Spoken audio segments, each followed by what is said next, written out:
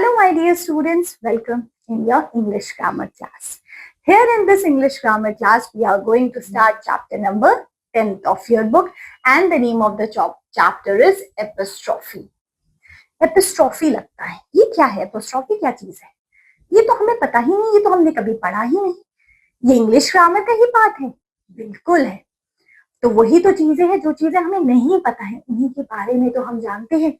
सो आइए देखिए, इस सबसे पहले तो वही चीज हम एक पैराग्राफ डिस्कस करते हैं. आप देखना आप एपोस्ट्रोफीज किस तरीके से शो की जाती है, और इसको हमें पढ़ने से पहले, क्योंकि हमें समझ में अच्छे से आ जाएगी. क्यों? क्योंकि इससे पहले हमने पढ़ा है हमारा पोजेशन शो करते हैं हम कब, है ना. ये चीज किसकी है जब बताना होता है तो हमें एपोस्ट्रोफी लगाना पड़ता है.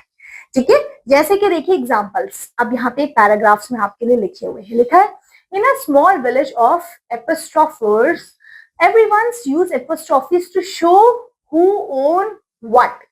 किसकी कौन सी चीज है, ये घर, ये बंगलो, ये गाड़ी, ये किसकी है जब मुझे बताना होता है तो मैं यहाँ एपोस्ट्रोफी यूज करती हूँ. Like Raj kite, Sita's book, Hem's house, Anna's purse, Tom's hat. But one day all the apostrophe disappear. एक दिन सारे एपोस्ट्रोफी कहीं गुम हो गए थे. Signs started to look strange, saying things like Raj kite, Sita's book, Hame's house, Anna purse. Apostrophe गुम हो गए तो देखो बिना एपोस्ट्रोफी के ऐसे लिखा गया मैंने. So Raj noticed this and told his friends. उसने बोला. They all decided to learn again how to use apostrophe properly. फिर उन्होंने सोचा कि आओ जानते हैं बेटा हम फिर से एपोस्ट्रोफी को कहाँ कब कैसे यूज किया जाता है. They practiced writing Raj kite, Sita's book, Hame's house, Anna's purse and a Tom's hat. So soon the missing apostrophe came back to signs. धीरे धीरे जो apostrophe गुम हो चुके थे वो फिर से come back हो गए. Everyone was happy and make sure to always use apostrophe correctly.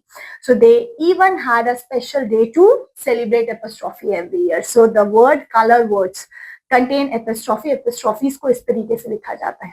आइए देखिए कैसे लिखना है. Ask and answer. लिखा whose house is this? अब आपने कहा सचिन का घर है. ये सचिन का घर तो सचिन लिखा मैंने, सचिन को एपोस्ट्रोफी दिया और हाउस लिख दिया. ये घर किसका है, पोजेशन आपको कैसे पता चलेगा, ये सचिन का है, ऐसे पता चला. Next, who cycle is this? ये अन्नू की साइकिल है तो लिखूंगे अन्नू साइकिल. साइकिल अन्नू की है. नेक्स्ट लिखा है हुज कप इज दिस? तो ये बीरबल का कप है तो कैसे लिखूंगी, बीरबल कप. ठीक है. नेक्स्ट लिखा है whose carrom board is this? Shopkeeper का कैरम बोर्ड है तो शॉप कीपर्स कैरम बोर्ड ऐसे लिखेंगे. इससे मुझे पता चला ये चीज, ये जो भी ऑब्जेक्ट है ये किससे बिलोंग करती है. ठीक है.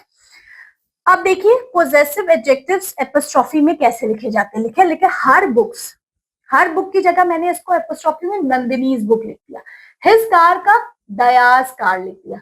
इट्स टेल का डॉग टेल लिख दिया. हिज फ्रेंड का Meena's friend. His father Mohit's father. फिर यहाँ पे पोजेशन कैसे शो किया देखिए, the uncle of Sachin, Sachin's uncle. The taxi of Sarita, Sarita's taxi. The book of Dev Kota, Dev Kota's book. The car of Mrs Rai, Mrs Rai's का cat. The writing of Vinod, Vinod's writing. अब देखिए सिंगुलर का केस और प्लूरल का केस में एपोस्ट्रोफी कैसे लगता है. देखिए सिंगुलर का तो बहुत इजी है, जो वर्ड लिखा है उसके बाद एपोस्ट्रोफी एस लिख देंगे. ऐसे ही जो वर्ड लिखा है उसके बाद एपोस्ट्रोफी एस. इसी तरीके से वर्ड लिखा है एपोस्ट्रोफी एस, वर्ड लिखा है एपोस्ट्रोफी एस, वर्ड लिखा है एपोस्ट्रोफी एस. बिल्कुल इजी. प्लूरल के केस में देखिए प्लूरल सेम रहेगा, एपोस्ट्रोफी बस लगा देंगे, एक और एस नहीं लिखना है, ध्यान रहेंगे प्लूरल के केस में. जैसे टीचर्स है तो टीचर्स करके ऐसे लिख दिया.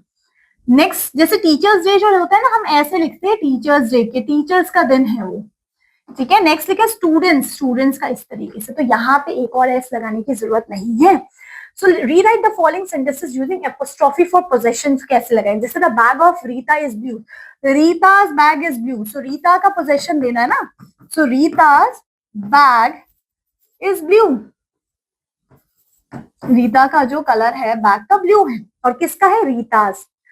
The office of the doctor is busy.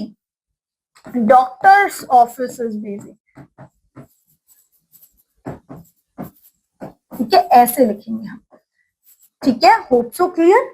Grey. अब देखिए, अब इसका जो पोजेशन बनेगा टॉयज, तो क्या आ जाएगा, एपोस्ट्रॉफी में बाद में आएगा, ठीक है।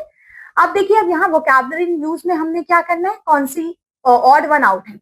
जैसे पेन है, पेंसिल है, बुक है, बैग है, प्लेस में ऑड वन आउट हो गया। ईट है, पार्क है, ट्री है, बेंच है, मंकी है।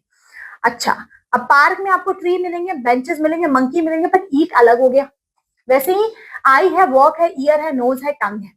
आई, ईयर, नोज, ये सब सेंस ऑर्गन है, ये डिफरेंट हो गया। इस तरीके से हमारा ये चैप्टर होता है complete, finish. Hope so the class and chapter is totally clear to you. Wonderful.